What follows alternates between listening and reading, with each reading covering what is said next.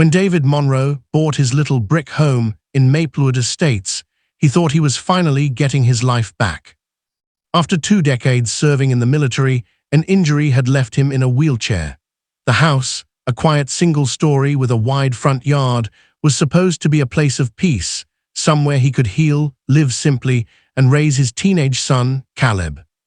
But peace was the last thing the Homeowners Association had in mind. It began the first week he moved in. David built a small, low-sloped concrete ramp that led from his driveway up to the front porch. Nothing fancy, just a clean, functional ramp so he could get his wheelchair up the step without needing Caleb's help every time. 2 days later, a white envelope appeared taped to his door. Violation notice, unauthorized modification to property, remove or replace structure within 7 days. He blinked at the paper. Unauthorized modification, it was a ramp, his only way into the house. He called the HOA office immediately. A woman named Linda Brooks, the HOA president, answered in her perfect, tight voice. "Ms. Brooks," David said evenly, "I'm just calling about a violation notice I received." "Oh yes, Mr. Monroe," she said.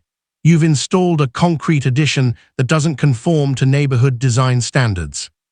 "It's not an addition, it's a wheelchair ramp." There was a pause.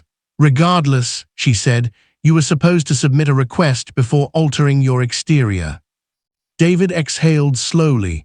"Ma'am, I physically can't get into my house without it." Linda's tone didn't change. "Rules are rules, Mr. Monroe. You'll need to file a modification request and wait for approval." He hung up without arguing. He fought tougher battles.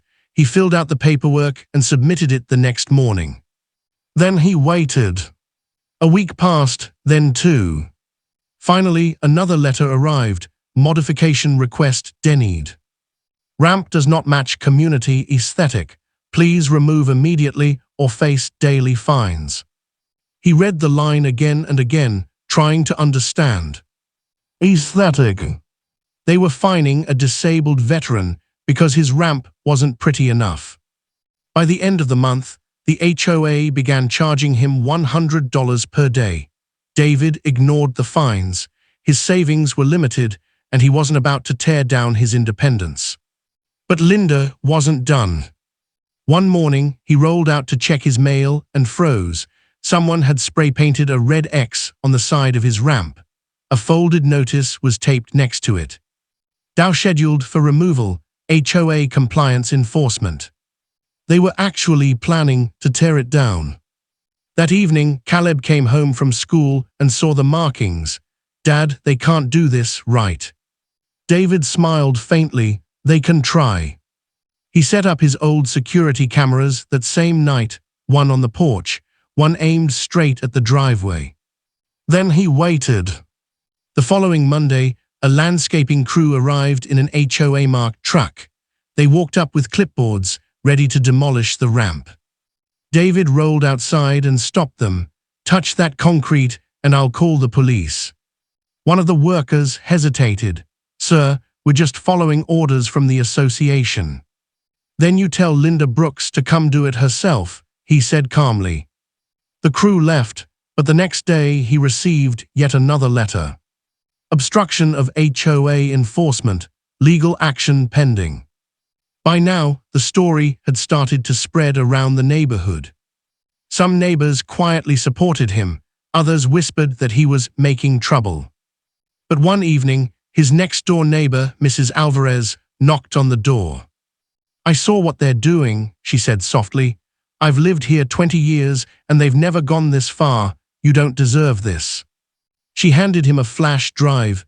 "You might want this. My door camera recorded something." On it, he watched Linda Brooks herself walking up his driveway late one evening, pointing at the ramp and muttering to the landscapers. Her voice was faint but clear enough. "I don't care if he's a veteran. We have standards to keep." David saved the footage. A few days later, the HOA filed a civil complaint, demanding he remove the ramp and pay accumulated fines totaling $8,700.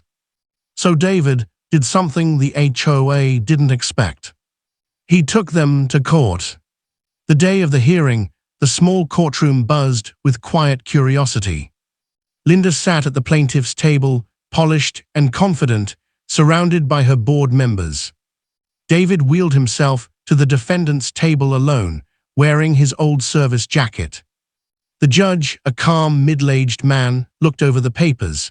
"Mr. Monroe, you understand you're representing yourself." "Yes, Your Honor," he said. "Proceed." Linda stood first. "Your Honor, this homeowner violated the HOA covenant by constructing an unapproved structure. The association has rules to maintain visual harmony, and we cannot make exceptions." The judge nodded, then turned to David. "Mr. Monroe." David spoke slowly, clearly. "Your Honor, the structure in question is a ramp. I'm paralyzed from the waist down. Without it, I cannot enter or leave my home. I submitted a modification request, which they denied for being aesthetically unfit." He paused, then clicked play on a tablet. The courtroom fell silent as video footage appeared on the screen, Linda standing at his driveway, saying, "I don't care if he's a veteran. We have standards to keep." The judge's eyebrows lifted slightly. When the video ended, David continued, "This isn't about aesthetics. It's about discrimination. And I have every legal right under the Americans with Disabilities Act to make my property accessible." Linda's confident expression cracked. That recording was taken without consent. The judge held up his hand. "It's admissible. Mr. Monroe, do you have any documentation showing city approval for the ramp?" David nodded. "Yes, sir. County inspector cleared it before installation." The judge leaned back. "Then, it seems the HOA's denial conflicts with both federal accessibility law and municipal code." He looked at Linda. "You find a disabled veteran for building a legal, necessary accessibility feature." Linda's face turned pale. "Your Honor, the board only sought to maintain uniformity." "Uniformity," the judge repeated slowly, "is not a defense for discrimination." He turned to David. "Mr. Monroe, your ramp is lawful. The HOA is hereby ordered to remove all fines, pay restitution for emotional distress, and issue a written apology. Case closed." The gavel struck once. Outside the courthouse, reporters were waiting. Someone from the local news had picked up the story after the video leaked online. A microphone appeared in front of David. "Mr. Monroe, what will you do now?" He smiled faintly. "Go home, use my ramp."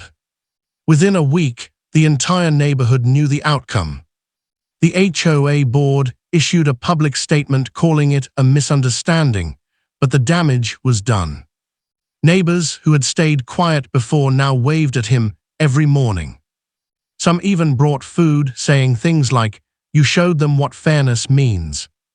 A month later, Linda Brooks resigned as president. That Christmas, David decorated his ramp with lights and a small American flag. Caleb helped him plug it in, and the glow reflected softly on the pavement. Mrs. Alvarez walked by and smiled. "Looks beautiful." "It's the same ramp they said didn't belong," David said. She laughed. "Now it's the best-looking thing on the street." A few months later, a letter arrived not from the HOA, but from the city council. They were introducing a new accessibility ordinance, inspired by his case. He folded the letter, smiling to himself. What began as an HOA complaint had become a change that would help countless others. And sometimes, late at night, he'd look out the window at the ramp glowing under the porch light and whisper quietly, "Built it for me, but it ended up being for everyone."